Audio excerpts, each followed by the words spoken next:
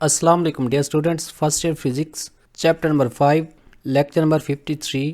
Topic है 5.5 elastic deformation, plastic deformation and elastic limit. मैं हूं आपका physics teacher Mohammad Sabir.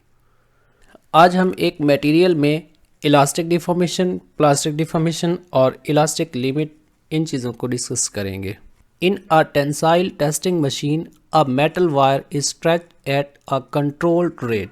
Tensile stress के बारे में सुना होगा कि आप एक बॉडी पे स्ट्रेस अप्लाई करो और उसकी लेंथ में डिफॉर्मेशन आ जाए, इसे टेंसाइल स्ट्रेस कहा जाता है।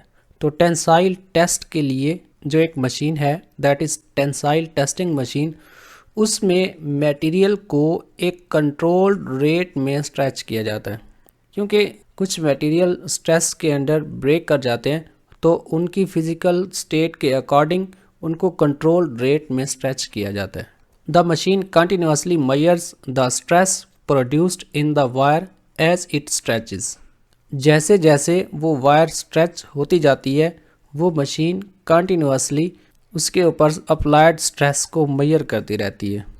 These measurements are used automatically to draw a force elongation graph or a stress strain curve on an XY chart. A typical stress strain curve for a ductile material is shown in figure. जब आपने stress strain की values major कर ली, तो फिर उनके लिए एक graph बनाया जाता है, that is force elongation graph, या फिर उसका नाम है स्ट्रेस स्ट्रेन ग्राफ। अगर आप यहाँ पे देखेंगे, this is the force elongation graph, या फिर हम इसको कहते हैं स्ट्रेस स्ट्रेन ग्राफ। और ये एलोंगेशन है डक्टाइल मटेरियल्स के लिए। हम आगे डिस्कस करेंगे कि डक्टाइल मटेरियल्स क्या होते हैं। In the initial stage of deformation, stress increases linearly with the strain till we reach point A on the stress strain curve. जब आप वायर को स्ट्रेच करें तो इनिशियल स्टेज में पॉइंट ओ से लेकर ए तक आप जितना स्ट्रेस बढ़ाते रहेंगे, स्ट्रेन स्ट्रेस के साथ लीनियरली इंक्रीज होगी और ऐसे आप पहुंच जाएंगे पॉइंट ए पर, जिसका नाम है sigma P, that is proportional limit. ये वो रीजन है ओ से लेकर ए तक जहाँ पे स्ट्रेस और स्ट्रेन दोनों एक दूसरे के डायरेक्टली प्रोपोर्शनल होते हैं, मीन्स दोनों में यूनिफॉर्म वेरिएशन आता है।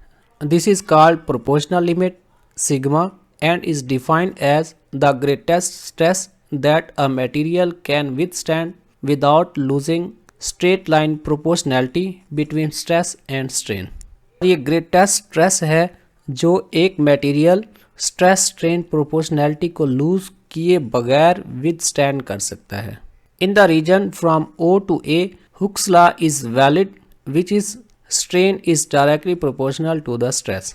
ओ से लेकर ए तक, जिसका नाम प्रोपोर्शनल लिमिट है, इस रीजन में हुक्स लॉ अप्लाई किया जाता है। हुक्स लॉ क्या है कि जितना आप स्ट्रेस बढ़ाओगे, स्ट्रेन उतना बढ़ता रहेगा, means strain is directly proportional to stress.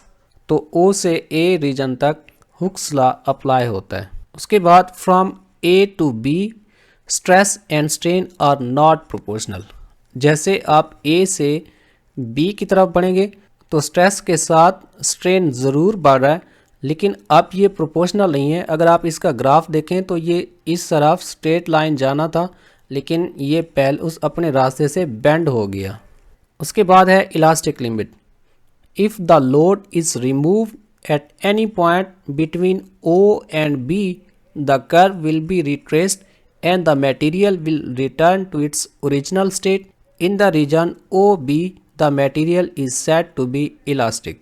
O से लेकर बी तक किसी भी जगह पे अगर आप स्ट्रेस रिमूव कर लें तो मटेरियल अपनी ओरिजिनल स्टेट पे लौट आता है, और इस रीजन में मटेरियल को इलास्टिक मटेरियल कहा जाता है।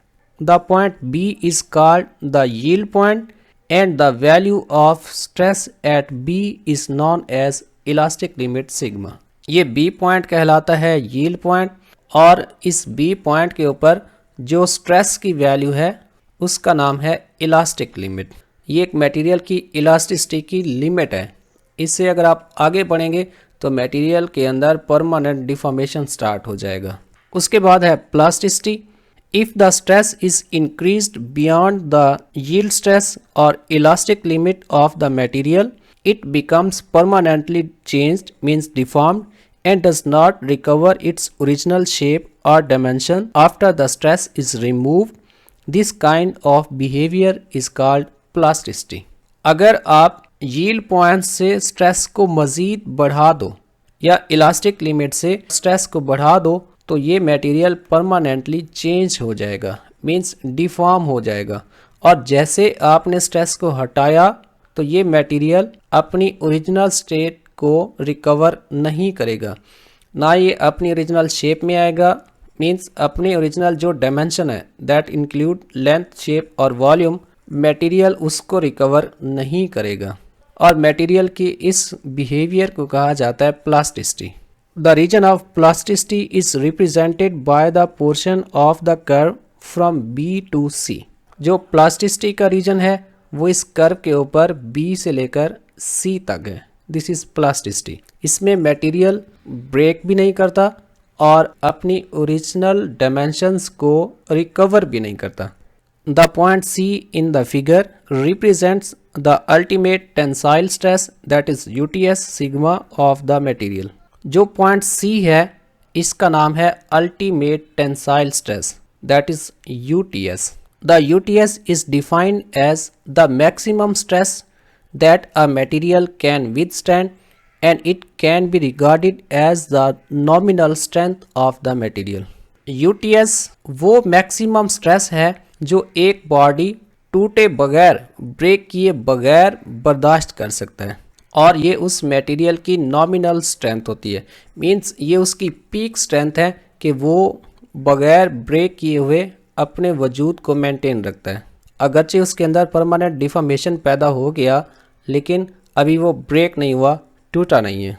Once point C, that is UTS, is crossed, the material breaks at point D, responding to the fracture stress, that is sigma F. जैसे आप C से आगे बढ़ेंगे D की तरफ तो मटेरियल फिर ब्रेक कर जाएगा, टूट जाएगा, और इसका नाम है fracture stress. Fracture stress is represented by sigma F। तो हमने यहाँ पे देखा O से लेकर A तक, जिसका नाम प्रोपोर्शनल लिमिट है। यहाँ पे जितना स्ट्रेस बढ़ाएंगे स्ट्रेन उतना बढ़ेगा।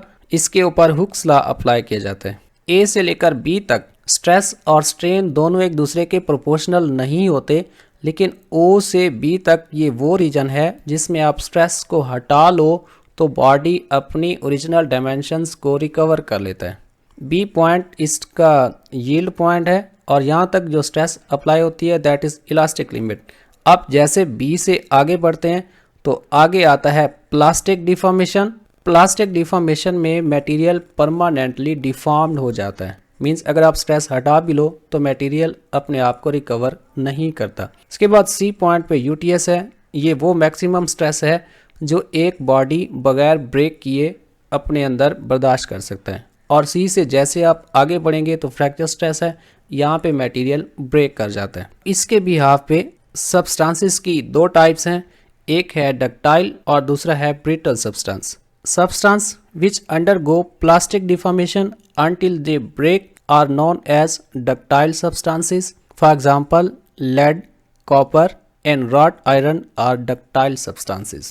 ऐसे substances जो टूटने से पहले प्लास्टिक डिफॉर्मेशन शो करते हैं, मींस उनके अंदर ये पूरा प्रोसेस कंप्लीट होता है तब जाके वो टूटते हैं, उन मटेरियल को डक्टाइल मटेरियल कहा जाता है। इनकी एग्जांपल में है लेड, कॉपर, रॉट आयरन, ये तमाम डक्टाइल सब्सटेंसेस हैं। उसके बाद the substances which break just after elastic limit is reached are known as brittle substances. For example glass and high carbon steel are brittle.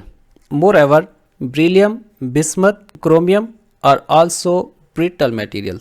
तो वो material जिनके अंदर plastic deformation नहीं होता, आप उनके इलास्टिक लिमिट से जैसे क्रॉस करेंगे उनके अंदर परमानेंट डिफॉर्मेशन नहीं आएगा, यहाँ पे जाके वो ब्रेक कर जाएंगे, उन मटेरियल को ब्रिटल मटेरियल कहा जाता है। और उनकी एग्जांपल में है जी ग्लास, उसके बाद हाई कार्बन स्टील, जबकि बेरिलियम, बिस्मथ, क्रोमियम ये भी ब्रिटल मटेरियल होते हैं। ये था हमारा आज का लेक्चर। नेक्स्ट लेक्चर है 54, टॉपिक है 5.6 strain energy in deformed materials. अगर इस टॉपिक में आपका कोई क्वेश्चन है तो कमेंट सेक्शन में लाजमी पूछिएगा। हमारा व्हाट्सअप नंबर है, आप यहां से कांटेक्ट कर सकते हैं। हमारे फेसबुक पेज को फॉलो कीजिएगा और द ग्रेविटी स्फीयर हमारा यूट्यूब चैनल है, आप इसको सब्सक्राइब कीजिए ताकि हमारे आने वाले तमाम लेक्चर्स आप तक पहुंचते रहें। थैंक यू, अल्लाह हाफिज़।